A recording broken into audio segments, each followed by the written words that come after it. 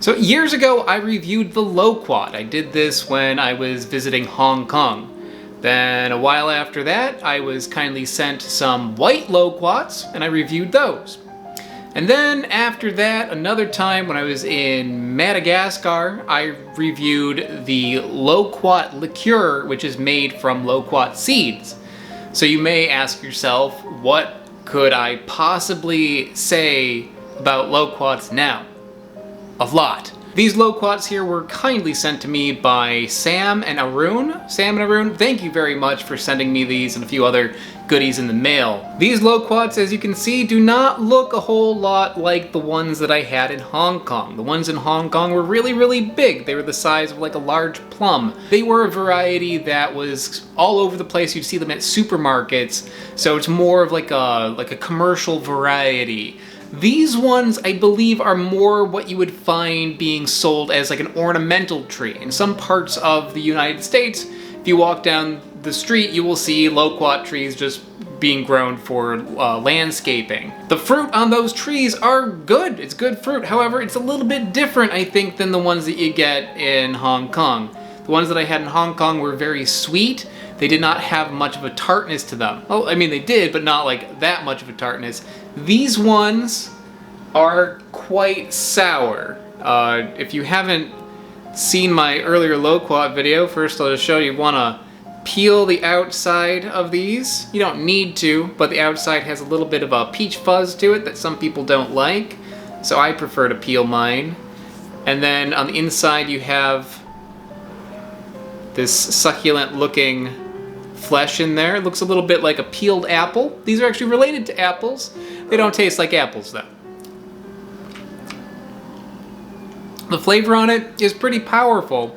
It's kind of citrusy in a way. It's somewhere between like a unripe plum and maybe a little bit like apricot in a way. It's like in that direction. There's maybe a sort of like apple-y kind of flavor to it, but that's not what I would normally think of. And these are very refreshing to eat. They are a bit intense though. So eating these out of hand, I could probably get through like a couple of them, but it would be hard to get through these compared to the ones in Hong Kong that are quite sweet.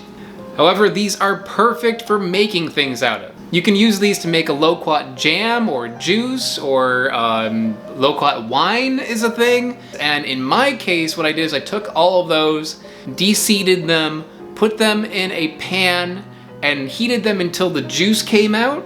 Then I covered them with sugar, added blueberries, covered them with a crumble topping that you'd use for like an apple crumble, and I baked them in the oven. And it came out amazing.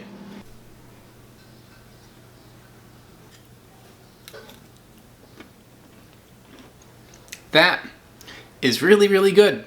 Really, really good. It tastes kind of like a peach and blueberry crumble. This actually works with the sourness of the fruit. If I were to use a sweeter loquat, it wouldn't taste as good, because this has like a nice sharpness to it. It's like why you'd want to use a Granny Smith apple for baking instead of like a Honeycrisp apple.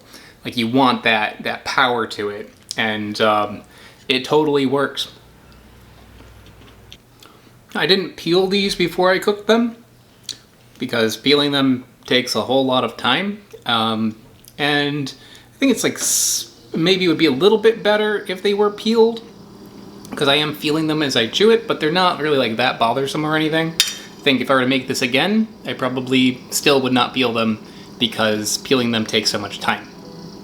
But there is one more thing that you can do with loquats that is a little less common. You can use the leaves. Loquat leaves can be used to make a tea, and this is a popular tea in Japan, which is called biwa cha. I mean, cha means tea, biwa I'm guessing means loquat leaves. So loquat leaf tea, I think.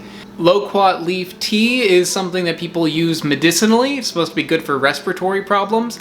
I'm not sure if it tastes good though.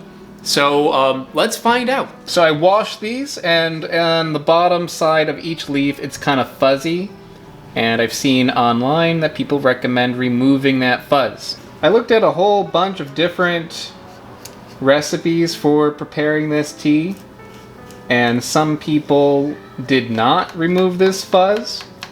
Some people did. And the people who did, they all did it a different way. Some used their fingernail. Some used a knife like I'm using. One person actually used the back of a sponge to get it off, like the rough side of a kitchen sponge. Does any of this matter? Probably not. The reason people take it off is they say it can irritate your throat. I think that's probably only if you're not filtering it out. But still, I'm going through this process pretty much just so I can tell you about it. Don't think I really need to be doing this right now because I plan on straining it. Okay, so they've been de-peach fuzzed, and then I rinsed them again to get off any little stray bits. Some people, they actually remove the center of it, so why not? I'm gonna rip off just the sides like so. There we go. So I'm gonna turn this on a high heat and bring it to a boil.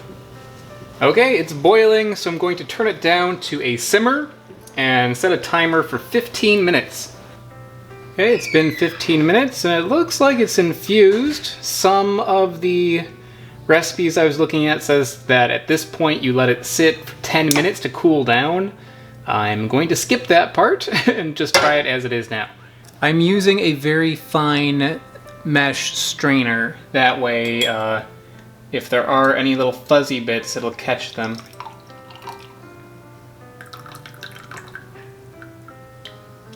Yeah, there's a few little ones in there, but really not that much.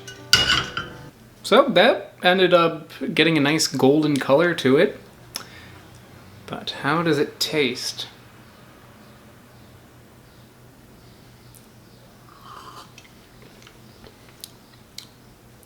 That's actually really good.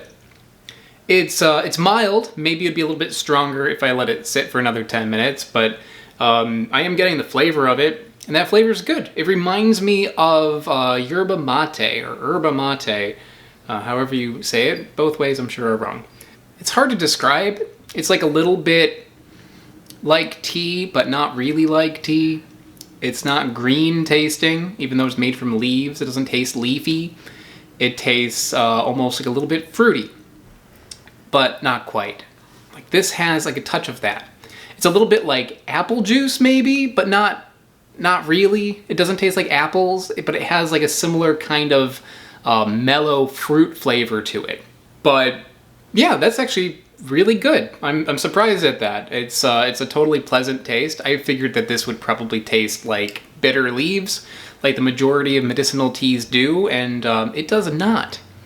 This tea is missing one thing, and that is my incredibly delicious crumble here. So I'm gonna go and finish the rest of this, and I'll see you guys next time. Bye-bye. Hey, before you click out, I want to give a very special thank you to AltPod, Smarter Every Day, and the Harbor Leaf Tea Company.